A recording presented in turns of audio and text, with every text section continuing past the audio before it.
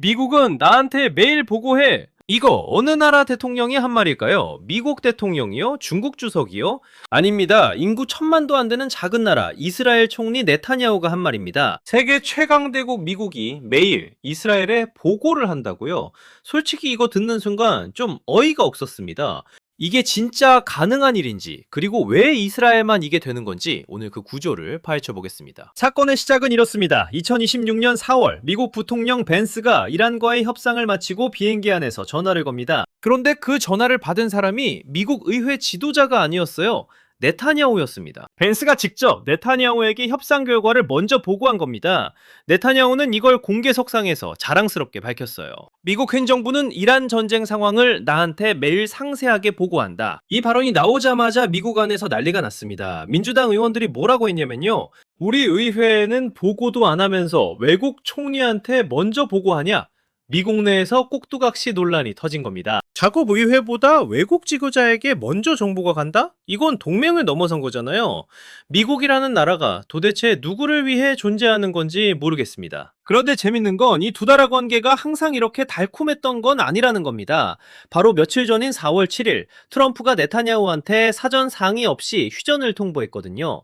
우리가 휴전 결정했으니까 따라라. 네타냐후는 당연히 불만을 터뜨렸습니다.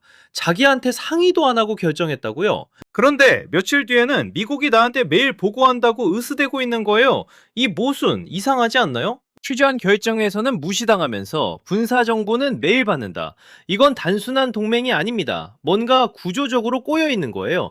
그리고 이 꼬인 관계 때문에 피해를 보는 건 이 두 나라가 아니라 전 세계 사람들입니다. 자, 그러면 핵심 질문으로 가보겠습니다. 왜 이스라엘만 이게 가능한 걸까요? 이유는 크게 세 가지입니다. 첫 번째, 에이펙이라는 괴물급 로비 단체입니다. 미국 이스라엘 공공문제위원회, 줄여서 에이펙, 미국 정치에서 가장 강력한 로비 조직 중 하나예요. 이 단체가 미국 의원들에게 쏟아붓는 정치 자금이 어마어마합니다. 미국 상원의원, 하원의원 가릴 것 없이 이스라엘의 비우호적인 입장을 취하면 다음 선거에서 경쟁자에게 막대한 자금이 몰립니다. 정치인 입장에서 이스라엘을 건드리는 건 정치적 자살이나 다름없는 거죠. 결국 돈이에요. 미국의 민주주의가 로비 자금에 의해 움직이고 있다는 겁니다. 씁쓸하죠. 두 번째, 복음주의 기독교 표심입니다. 미국 인구의 약 25%가 복음주의 기독교인이에요.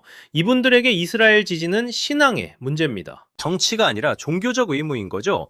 특히 공화당 지지 기반과 완벽하게 겹칩니다. 트럼프가 이스라엘을 절대 포기할 수 없는 이유가 바로 이겁니다. 표가 걸려 있으니까요. 세 번째, 중동 정보 인프라입니다.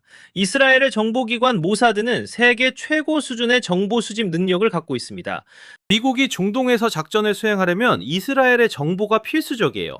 그러니까 미국 입장에서도 이스라엘과 정보를 공유하는 게 손해가 아닌 겁니다. 주는 게 아니라 교환하는 거예요.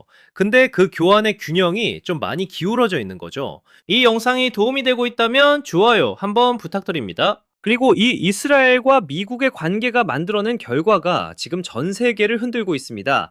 미국은 이란과 사실상 전쟁 직전 상태에 놓여 있고 이스라엘은 전쟁 재개 준비가 끝났다고 공개적으로 선언했습니다. 네타냐후는 이걸 문명의 전쟁이라고까지 불렀어요. 문명의 전쟁이요? 그 전쟁 때문에 죽어나는 건 평범한 사람들입니다.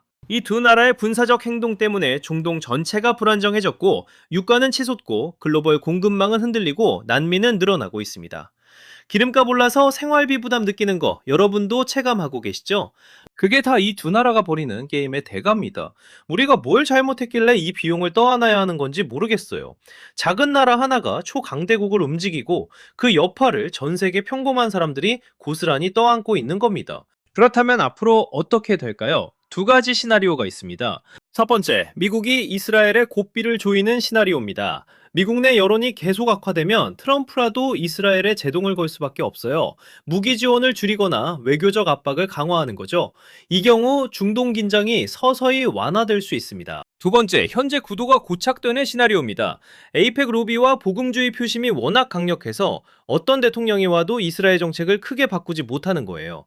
이 경우 중동 불안정은 장기화되고 전 세계가 그 비용을 계속 치르게 됩니다. 솔직히 말하면 지금까지의 역사를 보면 두 번째 가능성이 더 높아 보입니다. 그래서 더 답답한 겁니다. 바뀔 수 있는 구조가 아니라 바뀔 의지가 없는 구조니까요. 동맹이란 결국 누가 누구에게 먼저 전화하느냐의 문제입니다. 그리고 지금 세계 최강 대국 미국은 이스라엘에 먼저 전화를 걸고 있어요. 그 전화 한 통에 전 세계 물가가 흔들리고 누군가는 집을 잃고 누군가는 전쟁터에서 죽어가고 있습니다. 미국도 이스라엘도 이 대가를 치르는 건 자기들이 아니라는 걸 너무 잘 알고 있어요. 여러분은 어떻게 생각하시나요? 이 구조가 언젠가 바뀔 수 있을까요? 아니면 우리는 계속 이 대가를 치러야 할까요? 댓글로 여러분의 생각을 알려주세요.